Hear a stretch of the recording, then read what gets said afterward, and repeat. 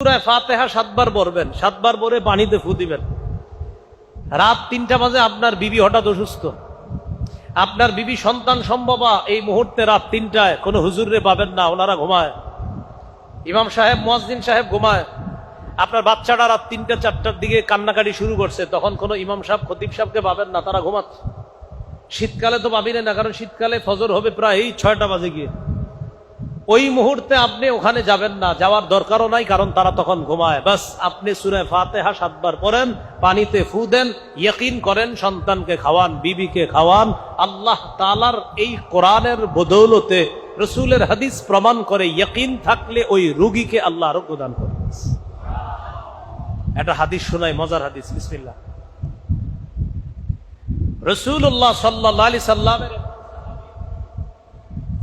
নবীজির একদল সাহাবী এক জায়গায় গেছে যুদ্ধে, জিহাদে। যাওয়ার পর তাদের খানা শেষ হয়ে গেছে, খানা শেষ হয়ে যাওয়ার পর এমন অবস্থা হয়েছে, মুসাফির মানুষ, খাবার নাই। পাশে খ্রিস্টান পল্লী আছে, তাদেরকে গিয়ে বললেন যে আমাদের একটু খাবার দাবারের ব্যবস্থা করা যাবে কিনা।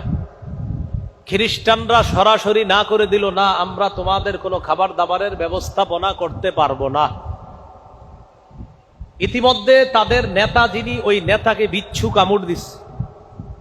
বিচ্ছু কামড় দেওয়ার পর সমস্ত ডাক্তার কবিরাজ আনে, কাজ হয় না। তারা পরামর্শ করলো, পাশে একদল মুসলমান আছে, তাদের মাঝে কেউ যদি ঝাড়ফুঁক করে, এই ঝাড়ফুঁক কেউ করতে পারলে তাকে আমরা নিয়ে আসি, দেখি ঝাড়ফুঁক করার পর কোনো কাজ হয় কিনা। মুসলমানদের সদস্য সংখ্যা ছিল মোটামুটি অনেক। তো মুসলমানদের কাছে গেছে, যাওয়ার পর ওই যে যারা মুসলমানদেরকে খাবার দিতে চায় নাই, তাদের এক প্রতিনিধি দল মুসলমানদের আমির সাহেবের কাছে গিয়ে বলে, আফিকুম রাকিন, তোমাদের মাঝে কি ঝাড়ফুঁক করতে পারো, কেউ আসো? মুসলমানদের আমির সাহেব যিনি, তিনি বললেন, হ্যাঁ আসি তো, কেন? আমাদের নেতাকে বিচ্ছু কামড় দিছে, একটু আসো ঝাড়ফুঁক করবা। আমির সাহেব বললেন, না, করব না। কি বললেন? করব না। কেন? খাওয়ান দিছ, খাবারের ব্যবস্থা করছিলা? কয় না। তো ঝাড়ফুঁক করবো কি লেগে? তারা বলল, যদি ঝাড়ফুঁক করো, আমাদের নেতা যদি ভালো হয়ে যায়, 30টা বকরি দিব। কয়টা বকরি? 30। এখন খানা দিতে চায় না আগে, এখন কয়টা বকরি দিবে?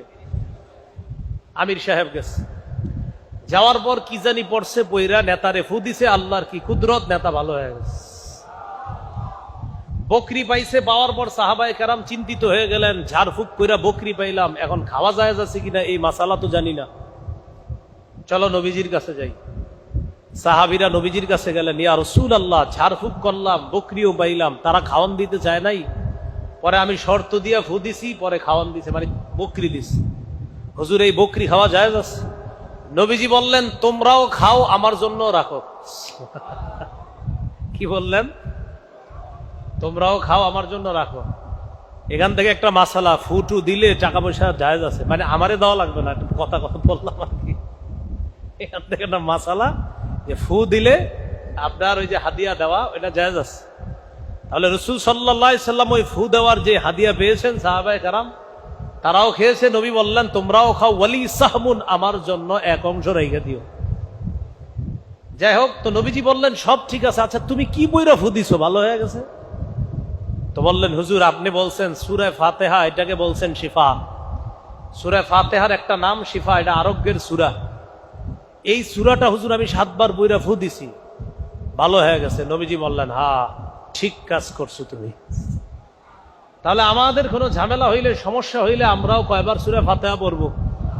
7 বার করে ফু দিব, পান করব। আল্লাহ তাআলা বললেন, কোরআন ওয়াজ, কোরআন নসিহত, কোরআন অন্তরের রোগের আরোগ্য, কোরআন শারীরিক রোগের আরোগ্য। আল্লাহ আমাদের সকলকে এই কোরআন থেকে ঔষধ গ্রহণ করার তৌফিক দান করুন। আরেকটা হাদিস শোনাই। আবু দাউদের বর্ণনা, রাসূল সাল্লাল্লাহু আলাইহি সাল্লামের এক সাহাবী নাম সালামা রাদিয়াল্লাহু তাআলা, ওনার পায়ের মধ্যে ক্ষত হয়েছে, পায়ের মধ্যে আঘাত পাইছে।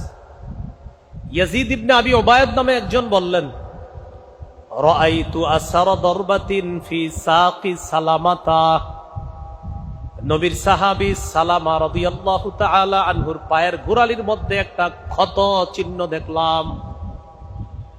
আমি প্রশ্ন করলাম, মা হাজিহি, এটা কিসের চিহ্ন আপনার কাছে জানতে চাই। সাহাবী জবাব দিলেন, আসাবাতনি ইয়াউমা খায়বার, খায়বারের যুদ্ধের দিন আমার পায়ের মধ্যে আঘাতপ্রাপ্ত হয়েছিলাম। তারপর আঘাত পাওয়ার পর আমি নবীর কাছে আমাকে নিয়ে যাওয়া হয়। ফানাফাসা ফিয়া সালাসা নাফাসাত, আল্লাহর রাসূল আমার ওই পায়ের ওই জায়গায় 3টা ফু দেয়। কয়টা ফু দেয়? 3টা। নবীজি কোরআনের কিছু পড়ছে, কইরা এইভাবে 3টা ফু দিস। ফু দেওয়ার পর ফামাশতাকাইতুহা হাত্তাল আন, নবী আমার ক্ষত স্থানে 3 ফু দেওয়ার পর আজ পর্যন্ত আমি এই জায়গায় কোনো ব্যথা অনুভব করি না। প্রিয় ভাইরা, কোরআন পড়ব তো ইনশাআল্লাহ। আল্লাহ আমাদেরকে নিয়মিত কোরআন পড়ার তৌফিক দান করেন। কোরআন সুসংবাদ দাতা, কোরআন ভীতি প্রদর্শনকারী। সূরা ফুসসিলাতের 11 নম্বর আয়াত, এই আয়াতে আল্লাহ বলেন, বাশীরাও ওয়া নাযীরা। কোরআন বাশীরা, জান্নাতের সুসংবাদ দান করে। নাযীরা, কোরআন জাহান্নাম থেকে ভয় দেখায়। এজন্য যারা কোরআন পড়বে, কোরআন অনুযায়ী চলবে, কোরআন তাদেরকে জান্নাতের সুসংবাদ দেয়। কারা কারা আল্লাহর খাস সদস্য হতে চাই আমরা? কারা কারা? সবাই চাই ইনশাআল্লাহ? বলেন ইনশাআল্লাহ। বলেন আমরা। বলেন আমরা আল্লাহর পরিবারভুক্ত হতে চাই। তাহলে আপনাদের মাথায় প্রশ্ন আসছে, আল্লাহর কি আবার পরিবার আছে কিনা? হ্যাঁ, قال رسول الله صلى الله عليه وسلم إن لله أهلين من الناس। নবীজি বলেন, মানুষের মধ্যে কিছু মানুষ আছে যারা আল্লাহর পরিবার। সুবহানাল্লাহ। মানুষের মধ্যে কিছু মানুষ আছে যারা আল্লাহর পরিবার। সাহাবীরা বললেন, মানহুম ইয়া রাসূলুল্লাহ, তারা আবার কারা? নবীজি বললেন, হুম আহলুল্লাহ, আহলুল কুরআন, খাসাতুহু ওয়া আহলুহু। নবীজি বললেন, যারা কোরআন পড়ে তারা আল্লাহর বিশেষ পরিবারভুক্ত হয়ে যায়। কোরআন যারা নিয়মিত পড়বে তারা আল্লাহর বিশেষ পরিবারভুক্ত হয়ে যায়। হাফেজ সাহেব যারা আছে এই জায়গায়, আমরা আজকে হাফেজ হইলাম, তোমরা মরণ পর্যন্ত কোরআন একদিনও তেলাওয়াত করা ছেড়ে দিবা এমন যেন না হয়। যেদিন বিয়া করবা এদিনও কোরআন পড়বা। হ্যাঁ, বিয়ের টেনশনে কোরআন পড়ে না যে আমি আজকে তো আমার বিয়ে, কোরআন পড়বে না, বিষয়টা এমন না। ওই দিনও পড়তে হবে, যেদিন বিয়ে সেদিনও। মানে বিয়ে হোক, বিয়ে হবে, সমস্যা নেই, কিন্তু কোরআন পড়া আবশ্যক। সহিহ বুখারীর বর্ণনা, ক্বালা রাসূলুল্লাহ সাল্লাল্লাহু আলাইহি ওয়াসাল্লাম তাআহাদুল কুরআন। নবীজি বলেন, তোমরা নিয়মিত কোরআন চর্চা করো। ওটের বাঁধন খুলে দিলে বাঁধনহারা ওট যত দ্রুত পালিয়ে যায়, লাহুয়া আশাদ্দু তাফাসসিয়াম মিনাল ইবলি ফি উকলিহা। নবীজি বলেন, হাফেজ সাহেবরা যদি কোরআন মুখস্থ করার পর কোরআন না পড়ে, কোরআন চর্চা না করে, চর্চার অভাবে যদি হাফেজ কোরআন